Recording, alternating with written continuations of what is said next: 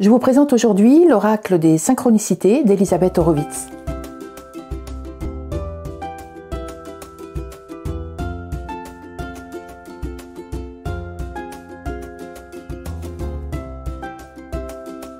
Je vous propose aujourd'hui de découvrir ce très joli jeu qui est un jeu de développement personnel, l'oracle des synchronicités. Je vais vous parler un petit peu de l'auteur, nous allons découvrir ensemble le livret, les cartes et je vous proposerai comme d'habitude un exemple de tirage à la fin du jeu. Allez, c'est parti. Elisabeth Horowitz est une thérapeute, une conférencière qui a écrit énormément d'ouvrages sur les coïncidences, sur la psychogénéalogie et en général de l'influence de nos ascendants dans notre vie actuelle. Je voulais vous présenter l'oracle des synchronicités qui porte effectivement le nom d'oracle, mais c'est pour moi plutôt un jeu de développement personnel qui va nous aiguiller, qui va nous pousser dans une certaine thématique et qui va surtout pointer le doigt vers un sujet bien précis. Il peut également être prédictif, pourquoi pas, puisqu'il va avec certaines cartes nous dire de nous arrêter ou bien nous donner le feu vert. En ce moment, je vous présente en parallèle son dernier ouvrage, L'action qui libère, et vous trouverez également en ligne dans les quelques jours à venir l'interview de l'auteur. Découvrons maintenant le jeu. Ce coffret de toujours très belle qualité est édité par Guy Trédaniel et coûte 26 €. Il se compose d'un livret et d'un jeu de 40 cartes. Ce livret de 60 pages est très simple. Il comporte le nom et le numéro de chaque carte. L'auteur explique ce qu'est la synchronicité. Ensuite, il y a un petit peu d'histoire qui remonte à la synchronicité avec Freud ou Jung par exemple. Ensuite, l'auteur nous livre quelques exemples de langage de la synchronicité qui peut, par exemple, se manifester par des répétitions de signaux, de chiffres, de couleurs, d'objets, par l'analogie et la ressemblance, un prénom ou quelqu'un qui peut être le sosie de quelqu'un d'autre, par le langage, des mots ou des expressions, par exemple, qui reviennent régulièrement ou très souvent, et enfin, comme je le disais au tout début, par les nombres. Ensuite, l'auteur nous présente l'oracle et nous explique comment l'utiliser. Comme je l'ai dit, je ne le considère pas forcément comme prédictif, quoique vous puissiez également l'utiliser dans ce but-là. C'est surtout une sorte de petit clin d'œil qui va diriger votre attention, votre esprit, vers une synchronicité ou un moyen bien précis.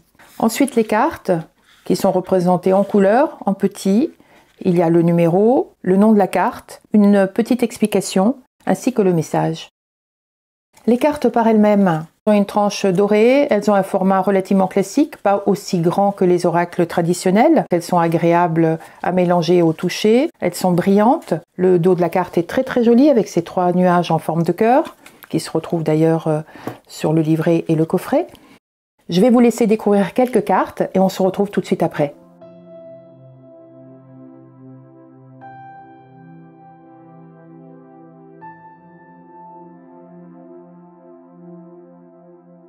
Je vous propose maintenant, comme promis, un exemple de tirage. Ce n'est pas un tirage prédictif, mais ça va être une façon de vous montrer comment on peut l'utiliser. Je vous laisse vous concentrer sur une thématique ou un projet que vous pouvez avoir et vous allez choisir la carte numéro 1 ou la carte numéro 2, que nous allons découvrir juste après.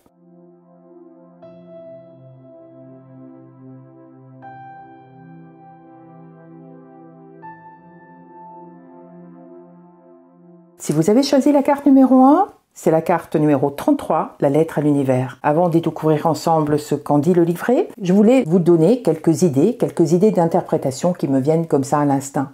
La lettre à l'univers évoque évidemment un souhait, une idée, un projet, une envie. Vous avez peut-être besoin en ce moment de concrétiser cela dans une lettre, dans quelque chose de pratique, quelque chose de concret, quelque chose d'ailleurs également qui pousse à l'action.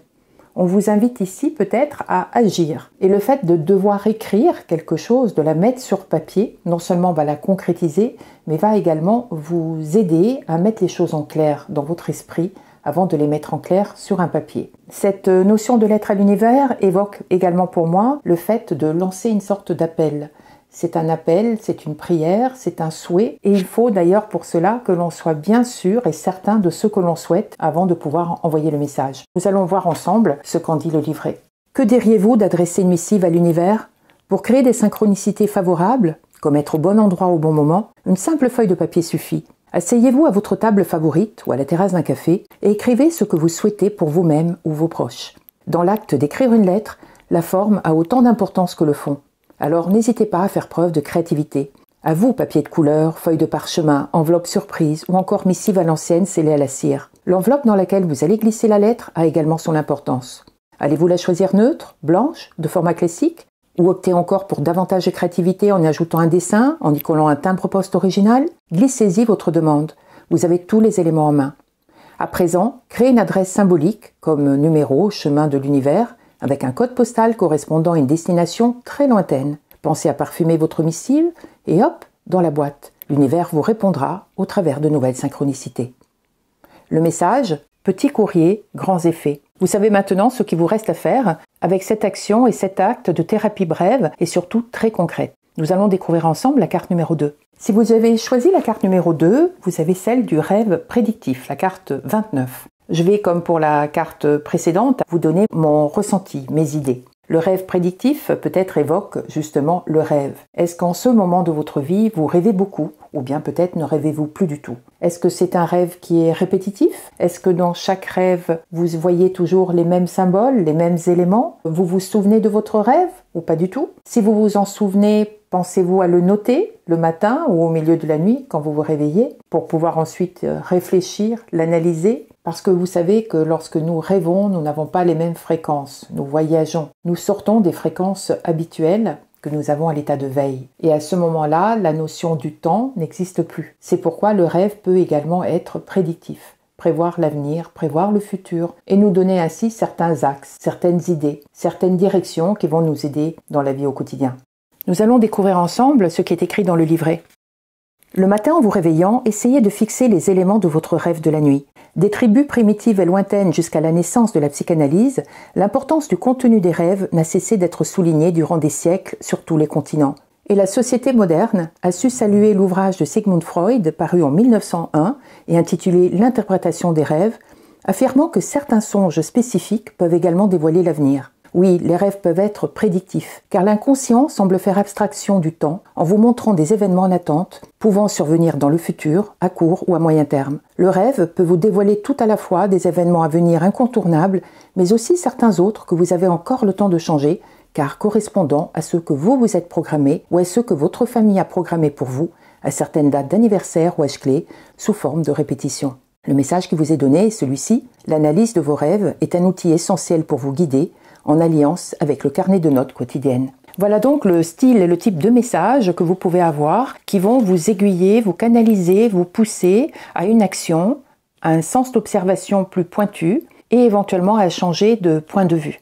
Voilà donc quelques idées d'interprétation sur ce jeu que je trouve très intéressant puisqu'il reprend finalement aussi quelques symboles qui sont évoqués dans ce dernier livre que je vous présente d'ailleurs également en vidéo. J'espère que vous avez aimé cette vidéo. N'hésitez pas à me faire vos commentaires et vos remarques. Vous pouvez bien sûr vous abonner sur ma chaîne YouTube ou sur mon compte Instagram. Quant à moi, je vous donne rendez-vous très vite avec l'interview de l'auteur. À bientôt!